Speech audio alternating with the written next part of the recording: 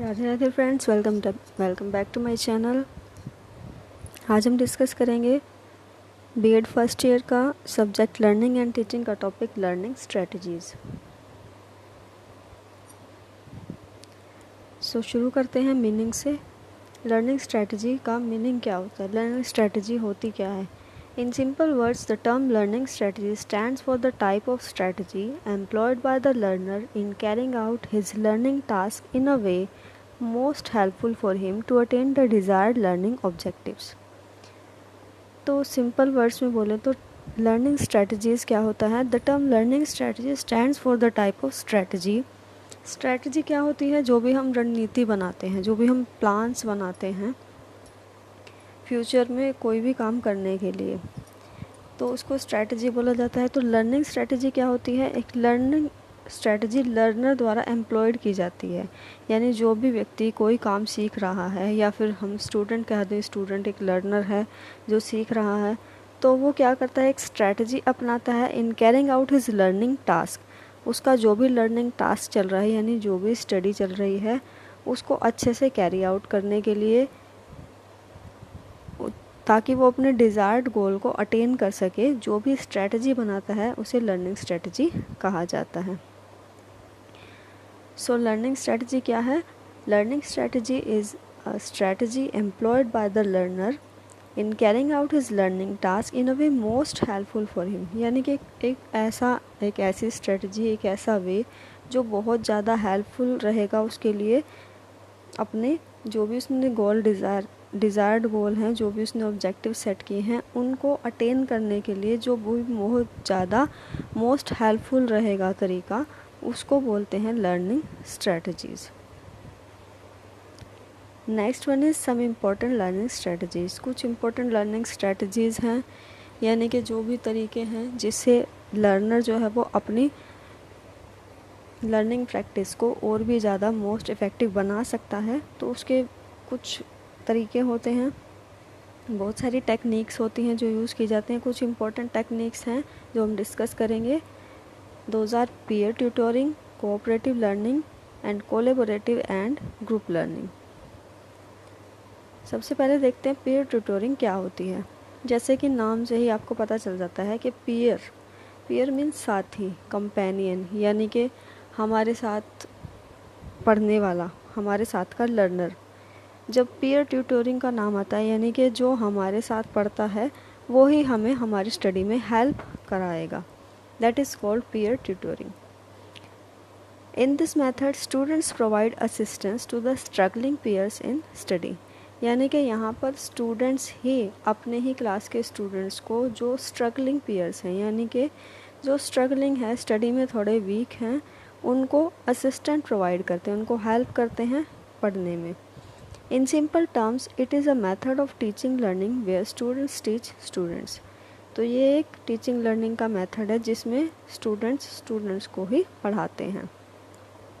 It is a peer mediated strategy that involve students serving as academic tutors and ट्यूटीज़।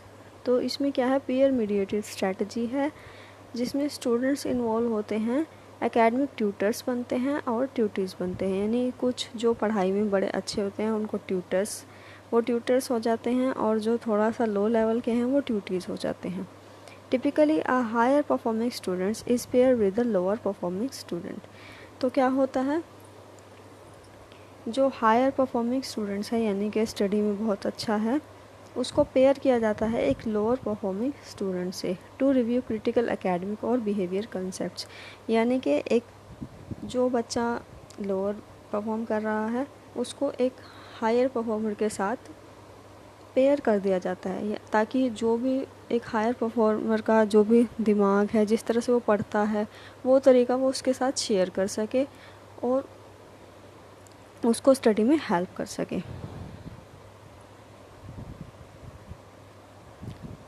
According to Damon and Phelps, it is a method in which one child or student instructs to another children, where the first one is expert and second one is not। तो daemon और Phelps ने peer tutoring की definition क्या दी है। It is a method in which one child or student instructs to another children। यानी कि ये एक ऐसा तरीका है, एक ऐसी विधि है, एक ऐसा मेथड है जिसमें एक बच्चा दूसरे बच्चे को इंस्ट्रक्ट करता है, जहाँ पर इंस्ट्रक्टर यानी कि फर्स्ट चाइल्ड जो है वो एक्सपर्ट है, पढ़ाई में बहुत अच्छा है, उसके सभी डाउट्स क्लियर हैं, तो वो दूसरे बच्चे को जो पढ़ाई में ज़्यादा अच्छा नहीं है उसको उसके साथ पेयर किया जाता है और वो बच्चा दूसरे बच्चों को इंस्ट्रक्ट करता है। इस तरह से क्या होता है कि बहुत ही अच्छा मेथड है। यहाँ पर कई बच्चे बड़ा शाई फील करते हैं, उनको कोई डाउट होता है क्लास में तो वो टीचर से नहीं पूछ पाते, तो इसलिए ये एक बेस्ट मेथड है। जहाँ पर बच्चे बहुत शाई हैं, वो अपने डाउट क्लियर नहीं करते, बार बार क्वेश्चन नहीं करते हैं, तो फिर ऐसे बच्चों के लिए ये बड़ा ही अच्छा मेथड है कि वो अपने ही कंपेनियन के साथ उनको पेयर अप कर दिया जाए, ताकि उनके जो भी कोई डाउट हैं वो उनसे बड़े ही आसानी से उस डाउट को क्लियर कर लें। और एक जो हायर परफॉर्मिंग स्टूडेंट है उसको भी बड़ा फ़ायदा होता है, क्योंकि उसकी जो प्रैक्टिस है वो बार बार पढ़ाने में और भी ज़्यादा अच्छी हो जाती है। सो इसके फीचर्स की बात करते हैं। First one is higher response rate. तो वही बात हम कर रहे थे, हायर रिस्पॉन्स रेट क्या होता है, उसमें क्या है, जो बच्चे हैं जो टीचर से हेजिटेट करते हैं बात पूछने में या अच्छे से रिस्पॉन्ड नहीं करते क्लास में टीचर के साथ, तो एक लो रिस्पॉन्स बन जाता है और जिससे उनकी स्टडी पे बैड इफ़ेक्ट पड़ता है। तो पीयर ट्यूटरिंग में क्या होता है कि क्योंकि वहाँ पर कोई टीचर जैसा एक फॉर्मल रिलेशन तो होता नहीं है टीचर स्टूडेंट जैसा, वहाँ पर क्या है, एक दूसरे स्टूडेंट्स ही एक दूसरे को पढ़ा रहे हैं, एक दूसरे को हेल्प कर रहे हैं, तो यहाँ पर हेजिटेशन ख़त्म हो जाती है और जो रिस्पॉन्स रेट है वो हायर हो जाता है। Second one is great understanding. Great understanding क्या हो जाती है, बहुत ही ज़्यादा अंडरस्टैंडिंग हो जाती है रिलेटेड टॉपिक को लेके।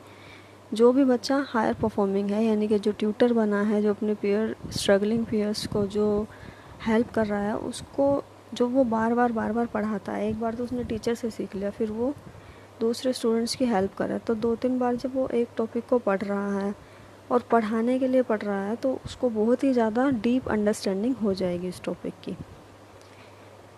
Third one is building of confidence. और जो पढ़ाने वाला पर्सन है उसमें भी बहुत ज़्यादा कॉन्फिडेंस आता है, फ्यूचर टीचर तैयार हो जाता है यहाँ से हमारे पास। जब वो पढ़ाता है तो उसको एक कॉन्फिडेंस आ जाता है कि हाँ मुझे ये टॉपिक क्लियर है, और जो पढ़ने वाला है उसको भी धीरे धीरे समझ आने लग जाता है। अगर उसको टीचर से पूछने में हेजिटेट करता है तो वो उससे अपने पीयर स्टूडेंट से पूछ सकता है, तो वो भी क्वेश्चनिंग करना स्टार्ट कर देता है, जिससे उसका कॉन्फिडेंस जो है वो बिल्डअप होता है। Next one is training to would be teachers. यहाँ पर क्या है, होने वाले टीचर्स की भी ट्रेनिंग हो जाती है, यानी कि जो बच्चे आने वाले टाइम में टीचर्स बनेंगे उनमें क्या है, एक डेमोन्स्ट्रेशन हो जाता है उनका स्कूल में ही, उनको ट्रेनिंग मिल जाती है अपने ही साथियों को पढ़ा के उनको क्या हो जाता है, एक ट्रेनिंग हो जाती है। Next one is better communication. Better communication कैसे हो जाती है, जब कम्युनिकेट करते हैं टॉपिक को लेके, डाउट्स क्लियर करते हैं, अपनी बात रखते हैं, तो उससे क्या होता है, हमारी कम्युनिकेशन भी जो है बेटर होती है। And last one is better listening. तो बेटर लिसनिंग कैसे होगी, यहाँ पर कई बार क्या होता है कि बच्चे जो हैं वो टीचर की बात को अच्छे से नहीं सुनते हैं, पेशेंस रखकर नहीं सुनते हैं। तो जब उनको पीयर स्टूडेंट्स के साथ जो है वो ये पीयर ट्यूटरिंग यूज़ की जाती है और स्टूडेंट्स के साथ पेयर किया जाता है, तो वहाँ पर जो है वो अपनी बात भी कहते हैं और उसकी भी सुनते हैं जो उनको पढ़ा रहा है। तो इस तरह से एक बेटर लिसनिंग जो है वो डेवलप होती है बच्चे में।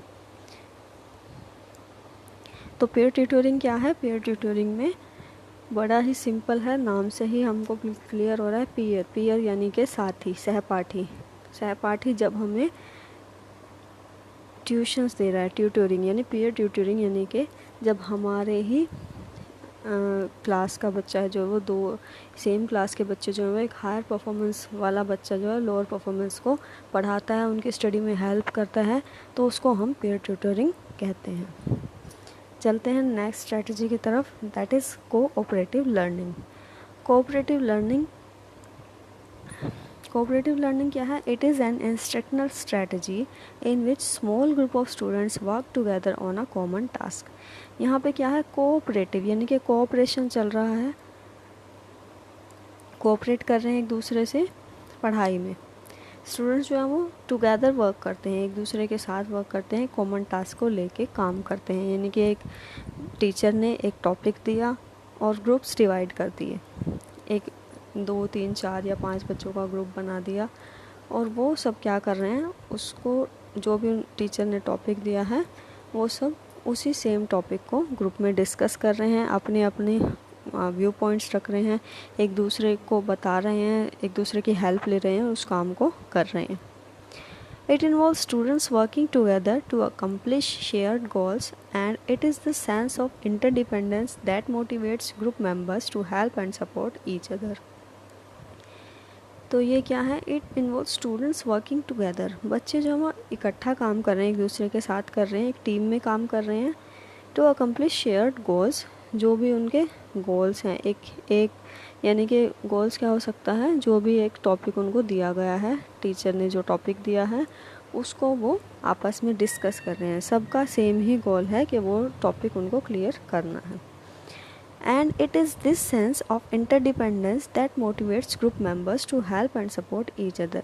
इससे क्या है? एक सेंस ऑफ इंटरडिपेंडेंस आती है जब ग्रुप में काम करते हैं, यानी एक दूसरे पे डिपेंड है, एक दूसरे की हेल्प कर रहे हैं, तो इससे ग्रुप मेंबर्स जो मोटिवेट होते हैं एक दूसरे को हेल्प और सपोर्ट करने में। और जो कहते हैं ना, एक दिमाग एक और 10 दिमाग 10, तो एक टॉपिक जो है वो एक तो अकेला स्टूडेंट कर रहा है और वही सेम टॉपिक जो है वो पूरी टीम कर रही है, तो टॉपिक बेटर किसका तैयार होगा? पूरी टीम का, क्योंकि जो अलग अलग उनके कई सारे माइंड जुड़ गए हैं, उसमें बहुत सारे बच्चे जुड़ गए हैं, अपने अपने व्यू पॉइंट्स से रहे हैं, उसको बहुत ही ज़्यादा, जितना भी ज़्यादा मोस्ट इफेक्टिव ढंग से वो प्रिपेयर हो सकता है उसको करेंगे। सो कोऑपरेटिव लर्निंग क्या है? कोऑपरेटिव लर्निंग यानी कि एक ग्रुप बना दिया जाता है टीचर के द्वारा और सभी स्टूडेंट्स जो है एक दूसरे के साथ कोऑपरेट करके गिवन टॉपिक को डिस्कस करते हैं, एक दूसरे को समझते हैं, समझाते हैं और एक दूसरे की हेल्प करते हैं और टॉपिक प्रिपेयर करते हैं। डेफिनेशन देख लेते हैं। According to Johnson and Holubec, cooperative learning is defined as students working together to attain group goals that cannot be obtained by working alone or competitively. तो कोऑपरेटिव लर्निंग क्या है? जहाँ पे स्टूडेंट्स जो वो वर्क टुगेदर यानी कि इकट्ठे काम कर रहे हैं ग्रुप गोल्स को अटेन करने के लिए, और ये कुछ ऐसे गोल्स होते हैं जो अकेले जो है वो अटेन नहीं किए जा सकते, ना ही कॉम्पिटिटिवली अटेन किए जा सकते हैं। तो क्या होता है यहाँ पर? एक दूसरे के साथ कोऑपरेट करके वो गोल अचीव किए जाते हैं। Features of cooperative learning.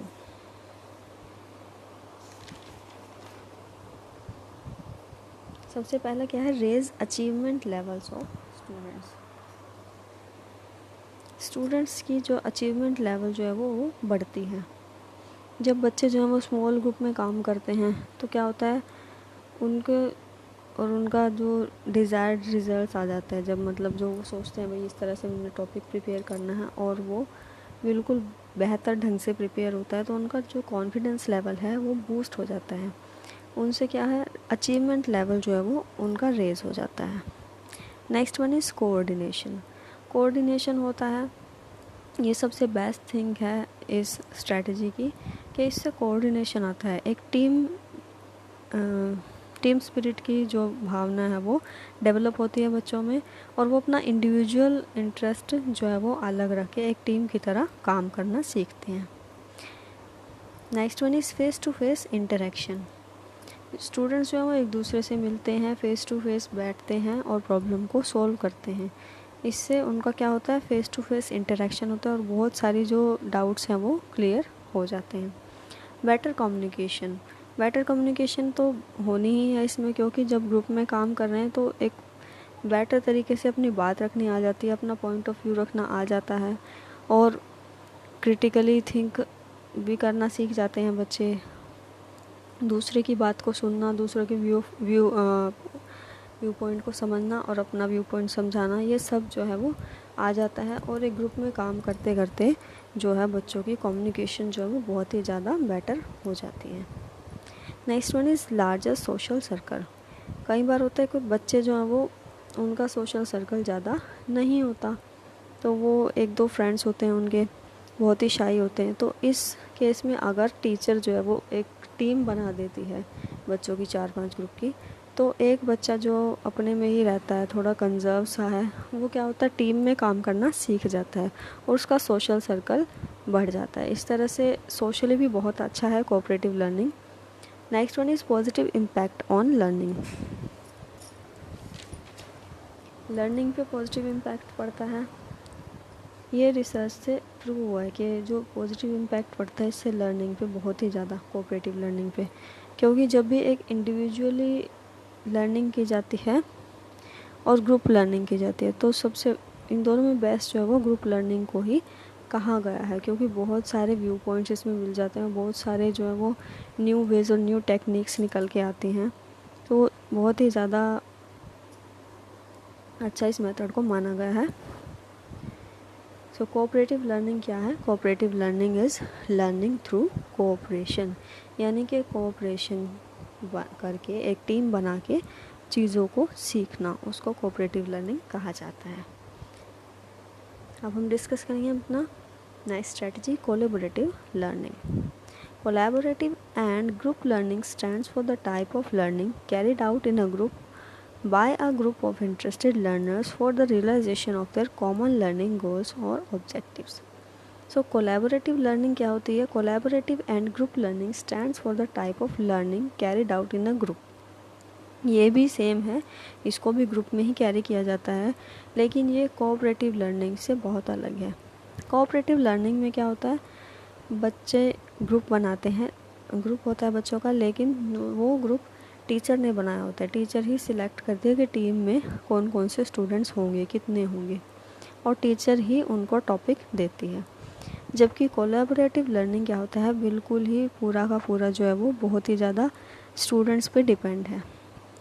यहाँ पर बहुत ज़्यादा लिबर्टी है स्टूडेंट्स के पॉइंट ऑफ व्यू से।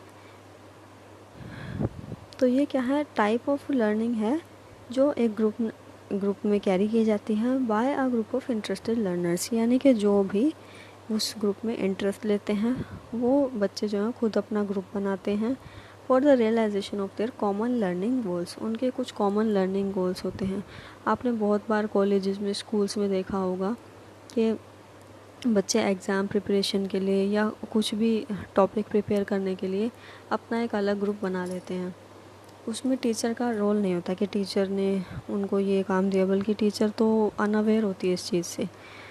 बच्चे क्या करते हैं, उनको देखना कि हमें ये टॉपिक प्रिपेयर करना है और हम अपने फ्रेंड सर्कल के साथ इस टॉपिक को डिवाइड कर लेंगे और हमारा ये कॉमन लर्निंग गोल है। उनका कॉमन लर्निंग गोल एक कॉमन टॉपिक हो जाता है और जो 4-5 जो भी फ्रेंड्स हैं वो एक ग्रुप बना लेते हैं और उसको टॉपिक को इकट्ठा डिस्कस करते हैं। It represents a learning scene or situation in which two or more person learn or attempt to learn something together. तो ये एक लर्निंग सीन है, एक सिचुएशन है जिसमें 2 से ज़्यादा पर्सन होते हैं, यानी ग्रुप में होते हैं और अपना एक गोल बनाते हैं और उस गोल पे काम करते हैं। डेफिनेशन देख लेते हैं। Collaborative learning is the educational approach of using groups to enhance learning through working together.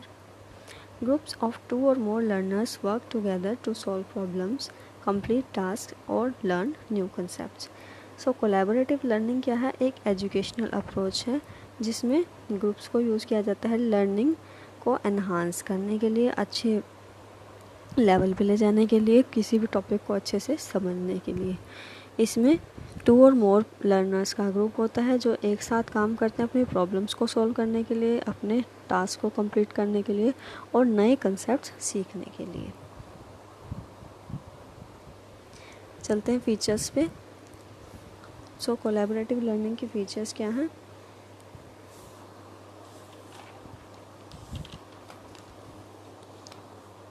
Develop self management and leadership skills. बहुत ही ज़्यादा फॉरमोस्ट इसकी इम्पोर्टेंस यही है कि इसमें सेल्फ मैनेजमेंट डेवलप होता है। सेल्फ मैनेजमेंट कैसे हुआ? क्योंकि सब कुछ जो है वो अपने आप मैनेज कर रहे हैं बच्चे। इसमें टीचर ने उनको नहीं दिया है कोई टॉपिक, टीचर ने उनके ग्रुप्स नहीं बनाए हैं, उनको प्रिपेयर करना है कोई टॉपिक जो पहले से क्लास में हो चुका है या होने वाला है वटेवर, तो वो क्या कर रहे हैं, उसको सेल्फ मैनेज कर रहे हैं, अपने आप मैनेज कर रहे हैं कि हमने इस तरह से स्टडी करनी है। और एक तरह से लीडरशिप स्किल भी उनमें डेवलप होती है, वो एक दूसरे को लीड करते हैं कि हाँ हमने ये टॉपिक इस तरह से कवर करना है।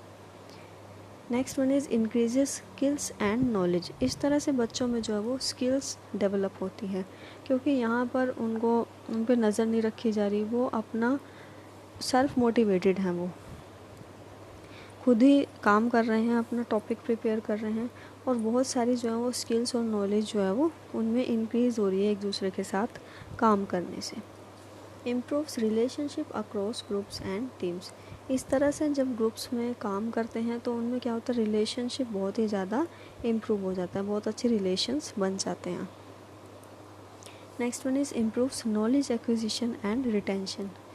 इससे क्या होता है, नॉलेज एक्विजिशन होती है, यानी कि और भी ज़्यादा नॉलेज अक्वायर करते हैं बच्चे जब एक दूसरे के साथ काम करते हैं, एक दूसरे के साथ प्रिपेयर करते हैं टॉपिक, तो एक दूसरे से बहुत सारी चीज़ें उनको सीखने को मिलती हैं।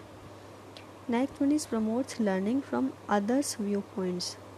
ये बहुत ही ज़्यादा ज़रूरी है, ऐसा होना चाहिए लर्निंग में।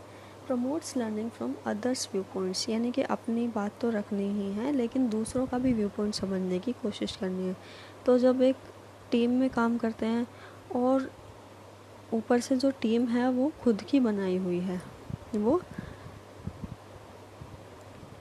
सेल्फ क्रिएटेड टीम है, तो उसमें क्या होगा, जो सभी के सभी फ्रेंड्स होंगे आपस में, और ये तो है नहीं कि भाई टीचर ने बना दिया तो तुम्हें इसके पास बैठना ही है ज़रूरी। तो हम मतलब जो बच्चे हैं वो आपस में जो डिस्कस करेंगे वो फ्रेंड्स होंगे और एक दूसरे के व्यू पॉइंट को वो अच्छा समझेंगे। Last one is encourage quick and critical thinking. और ग्रुप में काम करने में एकदम से क्विक थिंकिंग करना, यानी कि एकदम से एक आइडिया आना, क्विक थिंकिंग को एनकरेज करता है, एंड क्रिटिकल थिंकिंग, और साथ साथ क्रिटिकल थिंकिंग को भी एनकरेज करता है, वो भी बहुत ज़रूरी है, दूसरे की बात सुनना, लेकिन उसको अगर ज़रूरी है तो उसको क्रिटिसाइज़ भी करना और अपना व्यू पॉइंट रखना। तो इस तरह से कोलैबोरेटिव लर्निंग बहुत ही ज़्यादा एडवांस स्ट्रैटेजी है, जिसमें बच्चों का बहुत ही ज़्यादा ये टीचर सेंटर नहीं है, ये स्टूडेंट सेंटर्ड है। तो इसमें क्या है, बच्चे ही अपना ग्रुप बना रहे हैं, बच्चे खुद एक टॉपिक ले रहे हैं, उसको प्रिपेयर कर रहे हैं, इनसे उसमें बहुत सारी जो है वो स्किल्स डेवलप हो रही हैं।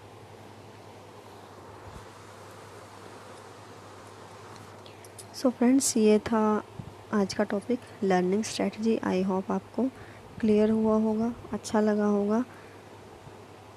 अगर आपको वीडियो अच्छी लगी है तो लाइक एंड सब्सक्राइब ज़रूर करें। राधे राधे।